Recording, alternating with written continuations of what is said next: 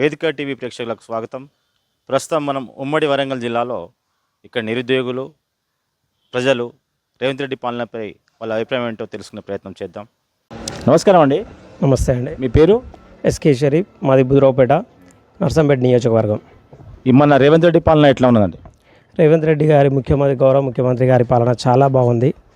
ఎన్నో పథకాలు కూడా చాలా నచ్చాయి మాకు. పథకాలు ఇప్పుడు ఈ ఇందిరమ్మ ఇల్లు అని చెప్పి అంటారు.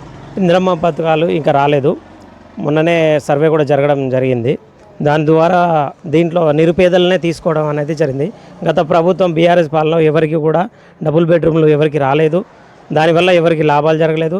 నిరుపేదలు చాలా నిరుత్సాహంలో వెళ్ళిపోయారు. గత ప్రభుత్వం మీద కూడా ఎంతోమందికి ఆశాదోషమైన కోపాలు కూడా వచ్చాయి. ఎందుకంటే గత ప్రభుత్వం పేదలకు ఎంతో చేస్తా అని చెప్పింది, కానీ ఇప్పటివరకు ఏమాత్రం చేయలేదు. కానీ కాంగ్రెస్ ప్రభుత్వం రాగానే మొట్టమొదటి ఆలోచన వేసింది నిరుపేదల మీద.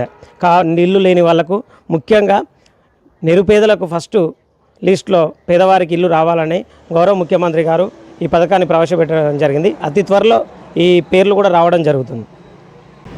నమస్కారం అండి. నమస్తే. మీ పేరు? షేక్ యాకూబ్.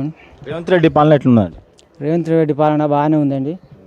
ఇప్పుడు మహిళలకు ఫ్రీ బస్సు, వంట గ్యాసు ఫ్రీ, రైతులకు రైతు బంధు, ₹1,00,000 వరకు 2 లక్షల వరకు రుణమాఫీ ఒకే కాలంలో అయిందండి. ఇంతవరకు ఏ ప్రభుత్వం ఇంతవరకు 2 లక్షల వరకు చేయలేదు. ఇప్పుడు రేవంత్ రెడ్డి ఒకేసారి 2 లక్షల రుణమాఫీ చేసిండు. రైతుకు బోనస్ ఇచ్చిండు. కరెంటు ఫ్రీ, కళ్యాణ లక్ష్మి కానీ అన్నీ బాగానే పెట్టిండు. పర్లేదు, బాగానే ఉన్నది. ఈ బోనస్ పడ్డదా మీకు? పడ్డదండి. బోనస్ 500 బోనస్ పడ్డది. రైతు బంధు, గీతు బంధు అన్నీ పడ్డాయి.